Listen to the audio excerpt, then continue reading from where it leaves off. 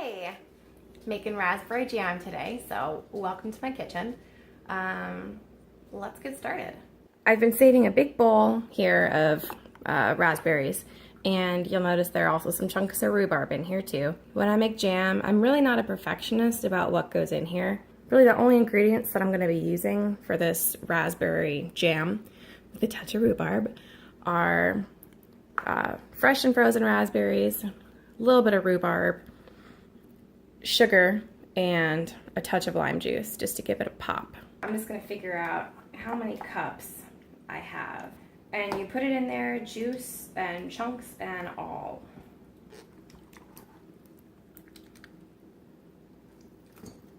So for 11 cups of fruit, I don't know, I'll start with about 4 cups of sugar. I mean, it's always, this is a no-brainer, but it's always good to start with less sugar. And then once things start to cook, you can taste test, and it's really easy to add more. Start with less and taste test along the way. Don't be afraid to get a spoon in there from time to time and just see if you like the way the flavor is turning out. I just turned the heat on the pot, and now we're just going to sit back and let it start simmering. So there are jams and there are jellies, and my personal preference is jams. I prefer to eat jams because I like a little bit more of a texture, and I also prefer to make jams because they're so much easier. Because when you're making a jam, you're just taking this fruit, it doesn't matter like how perfectly you've cut it or any of that, and you just start to simmer it down. You throw some sugar in, and if it's not the right texture or the right consistency, then you just let it simmer more. That's just me. That's just my preference. I'm gonna add a little bit of lime juice too. I think that's about a tablespoon. So just to warn you, friends who come over to my house who I cook for, like what I cook, but hate that I can't give them a recipe afterward. I like to cook by taste, and I just kind of throw things in as I want to. Ooh, there's a big berry. I'm gonna eat that. Yeah. Good. So it's gonna take a while to get this much stuff. I mean, you can see how juicy that is. It's still really liquidy. So it's gonna take a while. We have to be patient now, because this has to simmer down, and it's simmering a lot of the liquid off. In this simmering process, a few different things are gonna be happening to our jam. Because right now you can see, whole chunks of fruit. So as these get cooked, the structure of the individual pieces is going to start to disappear, and it's going to start to turn into that mush. That mush. What an appetizing word.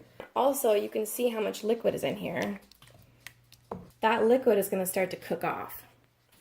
And as that liquid cooks off, it's going to be more of a jam consistency. So right now it's really thin, but it's going to start to thicken up fast.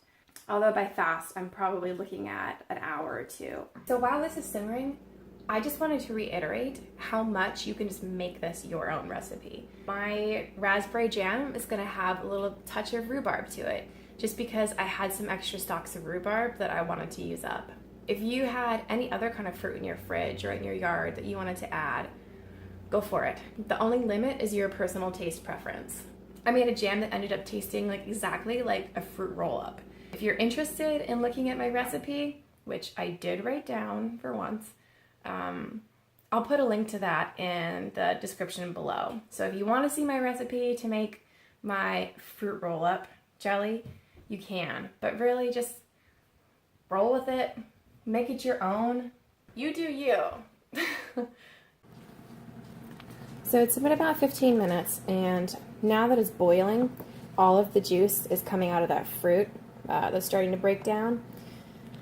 And so don't be discouraged at this point, because I know that it seems like your jam is actually getting more liquid, not less, but that's okay. That's supposed to happen. You want to do this uncovered, because you can see all of that steam that's rising off. You need it to continue burning off that liquid and letting the steam loose in order to get your thicker jam consistency. You can see how much liquid is evaporating from here. I turned my vent on so the inside windows don't get too steamy. It's been simmering for about 45 minutes now. This is getting a lot more concentrated.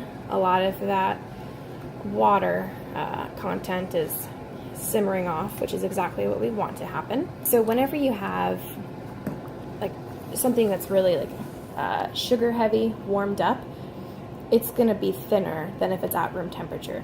I'm gonna grab a little plate and put just a small portion of this on a plate and let it get to room temperature. When this is boiling hot, it's not gonna accurately represent the consistency that it's going to be when it's at room temperature. And you can see almost immediately that the liquid separated from the guts of the fruit, like all the pulp and the seeds and stuff. So this still needs to be simmered. So we're getting even thicker now. It's been about an hour and a half. At the same time, I have my jars over here and I'm starting to sanitize them. So I figured I would keep this video to just actually like making the jam. And if you're interested in learning how to can it afterward, that'll be a separate video. I'll put a little link up above the video right now if you wanted to jump straight over to the canning. And I'll also put a link in the description below. It has been just under 2 hours and I took another sample of the jam and I put it onto a plate, and now you can really see the difference and how that texture has changed just from continuing to cook it. You can see it is moving a little bit, but that's the kind of jam consistency that we wanted. Exactly what I was trying to make. So at this point, if I wasn't going to can any of it, I would go ahead, take it off heat, and put it in the refrigerator. If you are interested in seeing how the process works to actually can and preserve jams, then I will put a link to part 2 on the screen right now and in the description below. And hopefully you stick with me to watch the canning process, but if not, thank you so much for watching, and I hope that you enjoy your fresh homemade jam. See you next time. Oh yeah. Hot jam on a fresh baguette.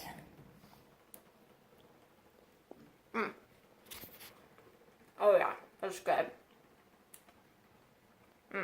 Yum.